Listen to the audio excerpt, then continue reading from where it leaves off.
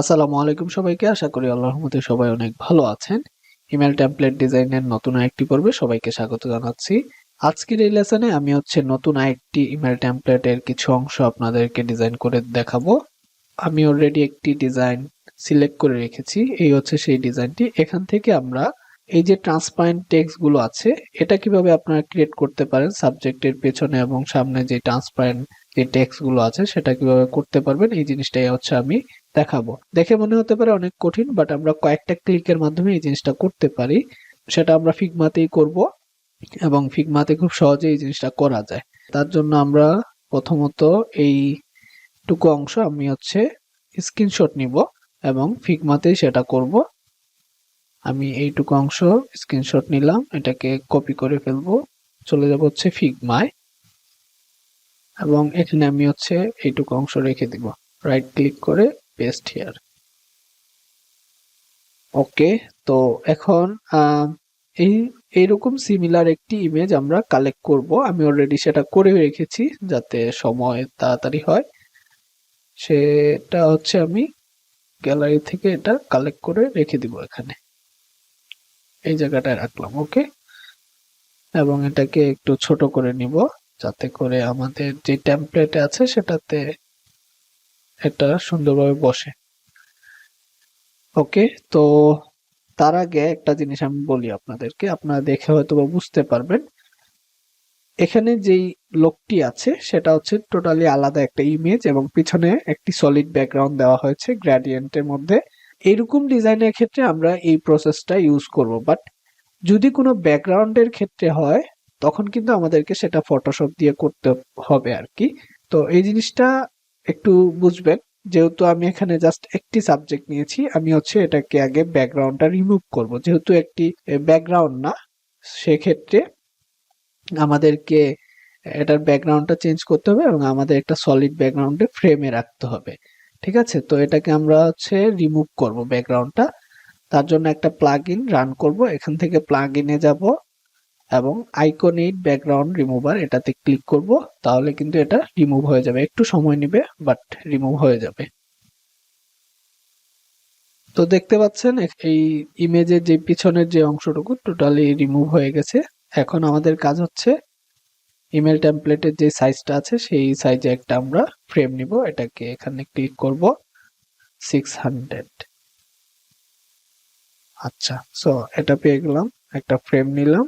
এখন আমরা এটাকে হাইট অ্যাডজাস্ট করে নিব এবং এখানে যেহেতু একটা গ্রেডিয়েন্ট কালার আছে আমরাও সেম জিনিসটাই দিব, গ্রেডিয়েন্ট কালার। এটাই থাকলো। ওকে, এবং আমরা এটাকে ফ্রেমের ভিতরে নিয়ে আসব। এটাকে একটু বড় করে দিই, অ্যাডজাস্ট করে দিলে টেক্সট গুলো ভালোভাবে বসবে। ওকে, যেহেতু এই ইমেজটা একটু বড়, সেক্ষেত্রে টেক্সটটাও আমরা একটু বড় করে দিতে পারবো। আচ্ছা, এখন আমরা একটা ফন্ট নিব। এখানে যে লেখাটা আছে পুশ দা লিমিটস, এই জিনিসটাই আমরা লিখি। হ্যাঁ,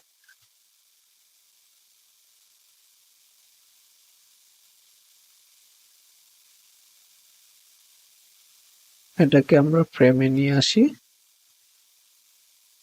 এখন এখান থেকে আমরা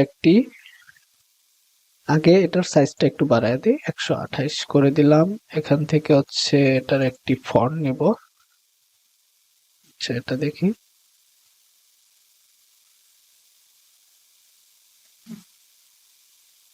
আচ্ছা, এই ফন্টটা ভালো দেখাবে। তো আপনারা এই বাম পাশের যে ফ্রেমটা আছে সেটা খেয়াল করবেন। এখানে কিন্তু তার যে এই বিষয়গুলো আছে সেগুলো ইমেজ আছে, টেক্সট যেটা আছে সেটা আমরা এখানে পেয়েছি এবং ফ্রেম যেটা সেটা ব্যাকগ্রাউন্ডের যেই গ্রেডিয়েন্ট কালার আছে এটাই কিন্তু ফ্রেম। আর এখানে টেক্সট, এখানে ইমেজ। তো এখন আমাদেরকে এইটাকে ট্রান্সপারেন্ট করতে হলে আমাদেরকে যে জিনিসটা করতে হবে, আগে আমি এটাকে একটু কালার চেঞ্জ করে নিই। মনে করেন যে এই স্ট্রোকটা দিলাম, এই কালারটা দিলাম। ঠিক আছে, বোঝা যাবে আশা করি। এখন আমাদেরকে এই টেক্সটটাকে আবার আরেকটা কপি করতে হবে। সো ডুপ্লিকেট করব। তার জন্য কন্ট্রোল ডি তে ক্লিক করব এবং বাম পাশে আপনারা দেখতে পারবেন যে দুইটা কিন্তু হয়ে গেছে টেক্সট। সো এই মুহূর্তে আমাদের কাজটা হবে যে একটা টেক্সটকে আমরা ইমেজের নিচে দিয়ে দিব। সো এটাকে ধরে জাস্ট টান দিলেই ইমেজের নিচে চলে আসবে। এখানে কিন্তু দুইটা টেক্সট, একটা হচ্ছে ইমেজের নিচে আর একটা হচ্ছে ইমেজের উপরে। আচ্ছা, সো এখন যেই কাজটা মনে রাখবেন, কিন্তু ইমেজের নিচে যেই টেক্সটটা আছে সেটা কিন্তু এখানে কিন্তু ফিল আছে, এখানেও দেখতে পাচ্ছেন ফিল। সো আমাদেরকে এটা ফিল রাখতে হবে। এখন ফিল, স্ট্রোক এই জিনিসগুলো কিভাবে বুঝবেন? ডান পাশে এখানে দেখতে পাচ্ছেন ফিল। সো এখন আমরা ইমেজের নিচের যেটা সেটা ধরা, তো এটা ফিল থাকবে। উপরের যেই টেক্সটটা আছে এটাকে আমরা ধরবো, ধরে এখান থেকে হচ্ছে স্ট্রোকে একটা প্লাস করে দিব, তাইলে একটা স্ট্রোক হবে। এবং এখানে যে ফিলটা আছে সেটাকে আমরা মাইনাস করে দিব। তাহলে কিন্তু দেখতে পাচ্ছেন টেক্সট গুলো মোটামুটি ট্রান্সপারেন্ট হয়ে গেছে। এখন আমাদেরকে স্ট্রোকের যে কালারটা সেটা হচ্ছে এই কালারটার মতো রেখে দিব। তাহলে পুরোপুরি আমাদের ওই সেম টু সেম হয়েছে কিনা দেখেন তো, একদম এটা যেরকম ঠিক সেইভাবেই হয়ে গেছে কিন্তু এই জিনিসটা। ওকে, সো এখানে কালার দুইটা সেম হওয়ার একটু বোঝা যাচ্ছে না, বা পিছনে ব্যাকগ্রাউন্ডের জন্য এতটা বোঝা যায় না। তো আপনারা যদি এরকম প্র্যাকটিস করেন তাহলে বুঝতে পারবেন। এখন আরেকটা বিষয় হচ্ছে, মনে করেন আপনার এই পজিশনটা চেঞ্জ করতে হবে, এখানে রাখবেন না, তো যদি আপনারা সিঙ্গেল টান দেন দেখবেন দুইটা কিন্তু আলাদা হয়ে গেছে। সেক্ষেত্রে যেটা করতে হবে, বাম পাশে এটাতে ধরলেন কন্ট্রোল ধরবেন এবং নিচেরটা ধরবেন কন্ট্রোল। এ পর্যায়ে আপনারা এটা যদি মুভ করেন সমানভাবে দুইটা মুভ হবে। তো এই হচ্ছে বিষয়, এভাবেই হচ্ছে আপনারা এই জিনিসটা প্র্যাকটিস করতে পারেন। আশা করি ব্যাপারটা একদম ক্লিয়ার আপনাদের কাছে। তারপরেও কোনো সমস্যা হলে আমাকে জানাবেন, ইনশাল্লাহ আপনাদেরকে সাপোর্ট দিব। তো আজকের পর্বটি এই পর্যন্ত। সবাই ভালো থাকবেন, দেখা হচ্ছে নেক্সট কোনো পর্বে। আল্লাহ হাফেজ।